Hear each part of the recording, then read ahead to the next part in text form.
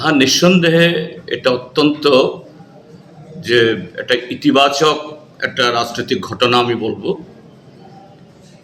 অবশ্যই যে সংবিধান মঞ্চ তৈরি করে যারা বামপন্থী সমর্থক এবং কংগ্রেস দলের সমর্থক এই আইনজীবীরা তারা জোটবদ্ধভাবে লড়েছেন এবং লাগাতার সম্ভবত এটা চতুর্থ জয়। 2018-র পর ভারতীয় জনতা পার্টি আরও বহু সংস্থা জোর জবরদস্তি এবং আরও নানা উপায়ে দখল করলেও এই সংস্থাতে এখন দাঁত বসাতে পারেনি। এতে এই ত্রিপুরাজ্যের সংখ্যাগরিষ্ঠ মানুষ তারা যে পেশারই হন, বিজেপির রাজনীতিতে তারা অত্যন্ত যে বিরক্ত এবং এটাকে সমর্থন করে না।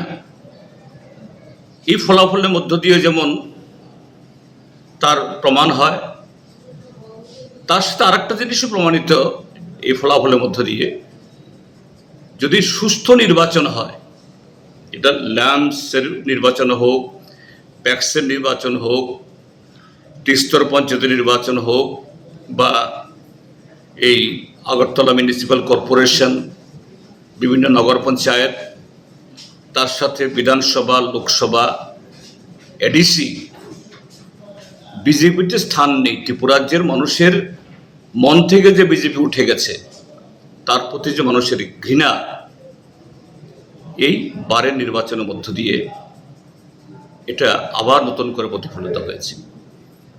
তো আমি বলবো, এই ফলাফলের পরিপ্রেক্ষিতে যে সংবিধান মঞ্চ তারা আদালতে দাঁড়িয়ে সংবিধান রক্ষায়, মানুষের গণতান্ত্রিক অধিকার রক্ষায় যে প্রতিনিয়ত এই সরকারের বা শাসক দলদের দ্বারা আক্রান্ত হচ্ছে, তারা প্রতিনিয়ত লড়ছেন এটাকে আরো জোরদার করা। তার পাশাপাশি ত্রিপুরার যে গণতন্ত্র পুনরুদ্ধারের জন্য এরকমভাবে যদি ঐক্যবদ্ধভাবে যদি আমরা সমস্ত ক্ষেত্রেতে আমরা একসাথে নামতে পারি, তাহলে এই স্বৈরাচার বিজেপি এবং তার সহযোগী ত্রিপুরা মথা আইপিএফটি এদেরকে পর্যদস্ত করা সম্ভব। এটাকে মাথায় রেখে যেন সমস্ত গণতান্ত্রিক সংগঠন আগামী দিনের জন্য তৈরি হয়, এটাই হলো আগামী দিনের একমাত্র রাস্তা এবং এটাই সে পথ দেখাচ্ছে। তার সাথে আমি এটা উল্লেখ করতে চাই, গতকাল যখন এই নির্বাচনের ফল গণনা খুব স্মুথলি চলছিল, নিরবচ্ছিন্নভাবে, শান্তিপূর্ণভাবে, কোনো ধরনের বিপত্তি ছাড়া, হঠাৎ করে সেখানে বিশাল সংখ্যক পুলিশের উপস্থিতি। এর পেছনে কি ঘটনা আমরা জানি না। যদি পুলিশ তার একটা নির্বাচন হয়েছে, সেখানে এই কি বলে প্রিকশনারি তার মেজার্স হিসাবে গেছেন, কোনো কথা নেই। কিন্তু আরেকটা সূত্রে, এটা কতটুকু সত্য আমি জানি না, কিন্তু এটা আসছে গতকাল এই নির্বাচনকে ভণ্ডুল করার জন্য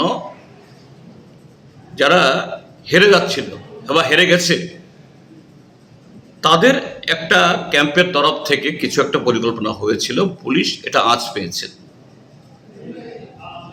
যদি এটা সত্য হয়, নিশ্চয়ই সে জায়গাতে পুলিশের গতকালের ভূমিকা এটা অত্যন্ত ধন্যবাদার্হ। আমি তাদেরকে ধন্যবাদ জানাবো। অহেতুক এরকম একটা গণতান্ত্রিক নির্বাচনের ফলাফলকে অন্যদিকে ধাবিত করার আরেকটা কলঙ্কজনক অধ্যায় গতকাল উচিত হতো, এটা হতে দেয়নি পুলিশ। তো পুলিশ ইচ্ছা করলেই আইন শৃঙ্খলা তারা বজায় রাখতে পারে, শান্তি বজায় রাখতে পারে। এ ঘটনা আরেকটা কারণ। আর এটা এ রাজ্যের শাসক দলের কাছে একটা হুমকি।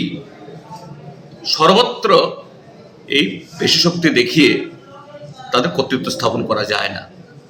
এটাও যেন এর থেকে তারাও যেন শিক্ষা নেয়।